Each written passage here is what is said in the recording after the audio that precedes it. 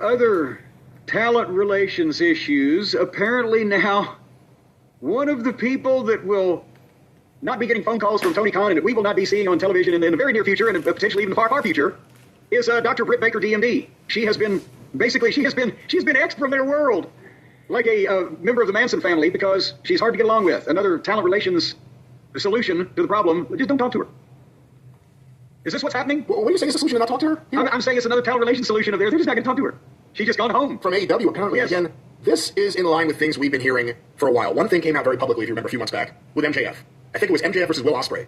They had a great match on TV, and the word was that Britt Baker was in the women's locker room or in the back, tearing it down. How come they don't get enough time? She deserves more time, not this. And it led to an incident, a screaming match of sorts. But that wasn't the only thing. There have been rumors about her and Jamie Hayter. Everyone wondered, why is Jamie Hayter doing something with Britt Baker now that she's back? Apparently they may have been some issues there. Is Jamie Hayter hates her? And those are kind of the Thunder Rosa stuff. I mean, that's been out there for quite a while. I think even some people who visited the locker room or worked one date or something, Lufisto. You know, there were these issues about the AEW women's locker room, and for a lot of the issues around the locker room, Dr. Britt Baker kind of put herself front and center because of her relationship with Tony. And I think... Well, now we because close friends. I don't mean anything. I'd be surprised. Well, yeah, that's maybe like on Manscaped. I don't know. Maybe some help, Doctor. I don't know. I didn't want to ruin our credibility at a variety of levels by insinuating that was. But she was an early AEW person who, when they were a very close-knit group, she had a good friendship with Tony Khan. He hired her boyfriend at the time, Adam Cole. And there are certainly people that thought she got very cozy in her relationship and her position in AEW. And part of the other issue is she kept getting hurt. This isn't one of the issues with her behavior, but feeling the bigger picture about her versus other stars, and hey, you don't just, freeze out stars. You know, they paid her while she was hurt, and we're sure that they, took care of their medical. But the point is, life goes on, you can't grieve forever, and she's not she's not even Sasha Banks. Like, she's not. But other people rose up to take those places while they were not ignoring young Dr. Baker. However, Dr. Baker may have still thought she was the queen of the castle, no matter what town that castle was in, even if it was half filled or a quarter filled, or if it was a bouncy castle, whatever it may be. And AEW is a changing company right now, and the women get along a lot better when she's not around. There was an incident, I guess, where Serena Deeb, remember her and Serena Deeb were briefly doing something? I've tried to put it out of mind. Well, Serena Deeb apparently was like on the platform, I think. Dr. Britt Baker was in the ring. This is the last thing of Dr. Britt Baker on AEW TV, I think. She said, who cares? Or nobody cares. Nobody cares. Oh, that's when Serena came out when she waving her flag of... That's right. Oh, she's from the Isle of Malta or wherever the fuck, and... Yeah, nobody cares. Apparently nobody cares for me. So again, reports started emerging that kind of were completely in line with everything we had heard. And I guess the new wrinkle is that she's being, I don't know what you call it, mirrored? I don't know what you call it. You're home, and you're paid, and your contract's going to keep running. They just don't call you anymore. They don't call you anymore, and...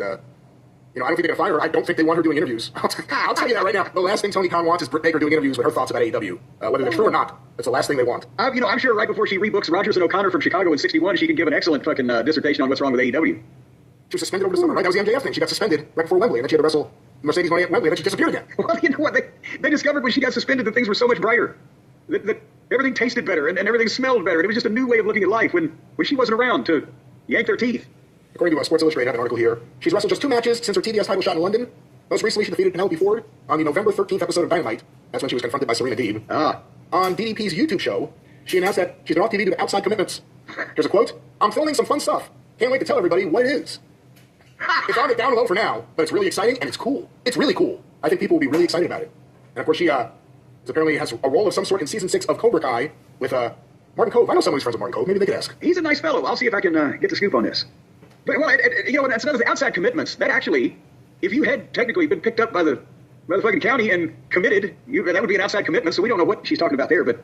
Has anyone's stock fallen as far in Tony Khan's eyes, let alone ours? In the women's division, they're like Britt Baker. That's what I'm saying, is how, again, this was what they were building around. Remember, she was the original top babyface, because, and I thought, and they could have gone further, with it at a more professional tone, but she's a professional person, she's a medical professional, she's educated, she's purdy. You could run with worse than that as the face of your women's division, but then they switched her heel and she twisted and win for a week or two, and then potentially her natural personality came through. Maybe they were ahead of us on this, Brian, and they knew when we thought they were crazy for switching her heel. They said, no, you ought to know her. If you just met her, you know why we're doing this. Knowledge is put to the test in every GMC Sierra. Get 0.9% APR on select Sierra 1500 models. That's over $4,200 in average finance savings.